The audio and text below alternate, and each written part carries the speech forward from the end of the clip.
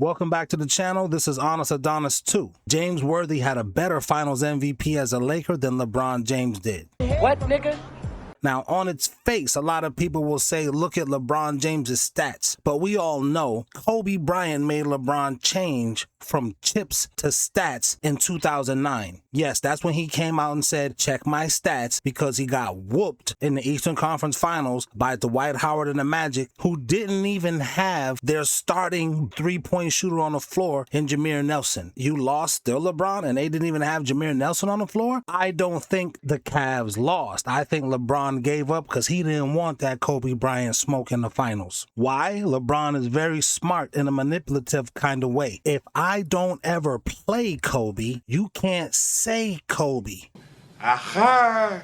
What I mean by that, if me and this dude never fight, I could just sell whoop tickets and tell you how I would whoop on him if I ever saw him. If I'm never where he's at and I don't never see him, you don't ever know. Well, hell, I guess I ain't never looked at it like that before. Dan Gilbert seems to think that LeBron James is scary. Why he would go back to Cleveland after Dan Gilbert publicly said LeBron James gave up the 0-10 is beyond me. Immediately following the decision, Cleveland Cavaliers owner Dan Gilbert unleashed a personal attack on LeBron in an open letter to fans that was published on the team's website. In it, he called LeBron's actions a shameful display of cowardly betrayal. Now, when an organization said that about Michael Jordan or Kobe Bryant, I don't know. But I'm sure one of those dudes on the Eastern Conference Playoffs podcast will come up with the receipts somewhere, even if they have to AI generate them themselves. Moving forward, in talking about stats, it wouldn't be fair to just leave the conversation there and jump to the next point, especially when anyone brings up Michael Jordan's stats. LeBron fans always point at the level of competition, as if to say his stats don't matter because he was playing a bunch of bums and plumbers. Therefore, we have to look at LeBron's competition, or lack thereof, in the 2020 finals, or as I like to call it, the COVID ring. The Miami Heat, sans Jimmy Butler because he was injured, was playing against two top 75ers while not having any top 75ers on their team. Also, they were playing against two guys in LeBron James and Anthony Davis who were all NBA first team, and no one on the Miami Heat was all NBA first team. Why is that important? That means LeBron was the best player at his position in the NBA, and his teammate was the best player at his position in the NBA at the time. Meanwhile, Scottie Pippen was not the best player at his position when he was drafted in 87, when he played in 88, when he played in 89, even when he played in 90. Maybe Scottie Pippen became the best player at his position in 1991. And the new crop of small forwards, after everyone had gotten older, hadn't gotten their feet yet and made their mark in the league, or hadn't even come into the league at all just yet. So he was kind of the best at his position by default. Whereas Jordan was the best shooting guard in the league maybe 5 years before he won his first ring. Maybe 3, 4, 5 years. Some of you guys in the audience can fact check me on that, as I'm going purely by memory when it comes to these conversations. Now, some of you LeBronians might be saying to yourself, how we get from James Worthy to LeBron to Jordan to Pippen? You all over the place. And really we're not, because Scottie Pippen is a part of LeBron's GOAT debate. Nigga, what?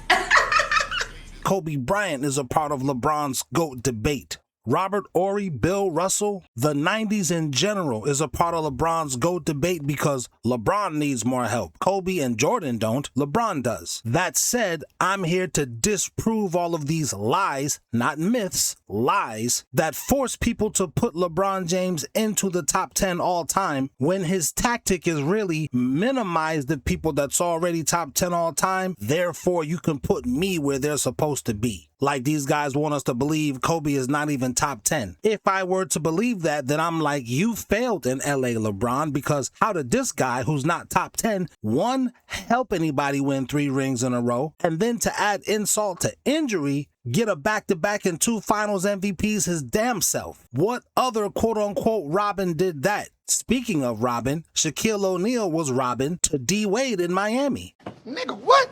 If we look at Shaq's numbers, he averaged 14 and 10, while D Wade averaged 40 points in the last 4 games of the finals. Moreover, what Robin in NBA history got the finals MVP? I think it was one of these guys actually lost in the finals, but got finals MVP anyway. That happened one time, and it never happened in this generation. So let's just stop the cap. Anyway, just trying to explain to the LeBronigans, and I'm really not explaining to them. I'm just saying because I know they're listening anyway, my thought process as I'm doing this analysis. Now, James Worthy has the better finals MVP as a Laker because he played tougher competition in the Detroit Pistons. He went against two finals MVP winners in Joe Dumars and Isaiah Thomas, as well as two-time Defensive Player of the Year award winner Dennis Rodman. You can on one hand say Dennis Rodman was A, B, and C, D 8 years later for Jordan, and then try to say as he's young, he's not A, B, and C with these Detroit Pistons. It doesn't make any sense. Stop lying to everybody. Not to mention these other guys that these LeBron fans don't know, like Rick Mahorn, Adrian Dantley, John Sally, who has the size and arm length, and in some regards could be looked at like a Scottie Pippen had he have never gone and played with Michael Jordan, and then Bill Laimbeer, who actually had the most rebounds in this 1988 finals.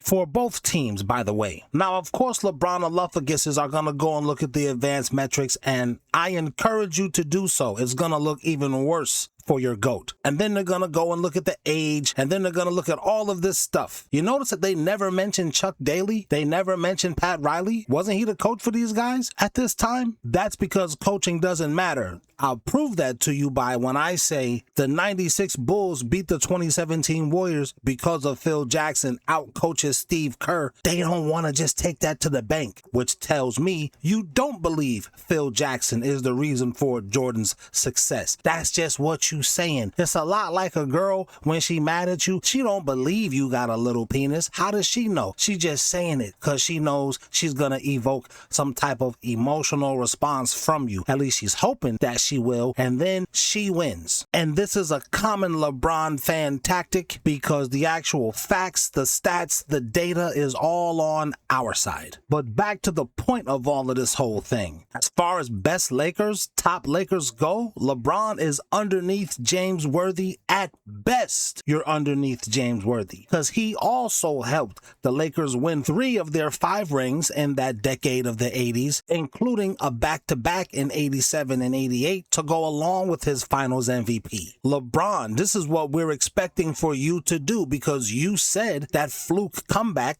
3-1, which was a fluke because you was down 3-1 the very next year, is what made you the greatest basketball player of all time. At least Jordan can say, well, I came out of retirement and won 3 rings. Nobody did that at all. I just saw something the other day that said Ben Simmons is going to come out of retirement, or he's going to do a comeback or something like that. I've long said that these guys, they have it in their contract where they got to act like they don't know how to play basketball that well, especially if they're under contract with Crutch Sports. Yeah, I call them Crutch because LeBron needs more help, and he ain't gonna do anything like Kobe was able to do unless he has the highest of the highest level of help. Like Charles Barkley said one time, what, LeBron, you want all the good players on your team? Yes, he does, which is why he went and took Carmelo Anthony's teammates, J.R. Smith and Iman Shumpert, right from under Carmelo's nose. And then he turns around and act like these guys are not as good as we all know they really are, because why would you get some guys who can't play that good from Carmelo Anthony's Knicks just to take them from Carmelo? I mean, manipulatively speaking, it's a great move, but LeBron does not want to embrace his inner Darth Vader. And this is a part of why I can't respect the dude. Just be who you are. Don't pretend like you somebody else. You're not him. Well, anyway, that's what I think, and those are my reasons. LeBron's tenure in LA was a failure,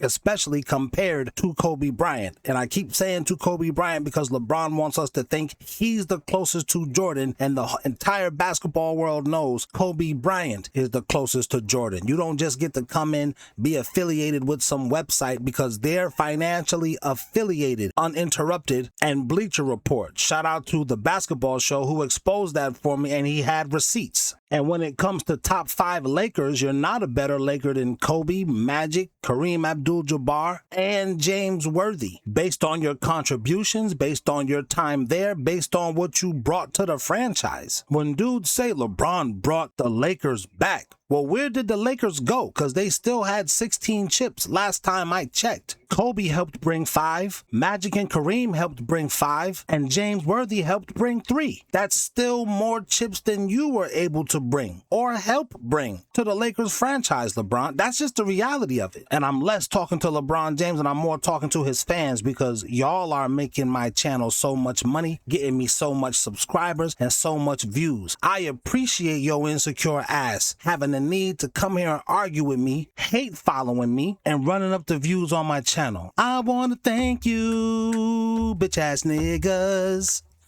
for bringing this money to me. Anyway, tell me what you think in the comments. Like I said, LeBron fans, I'm not really talking to you. Y'all just in the room listening. So remember, like LeBron in the finals, you lose again.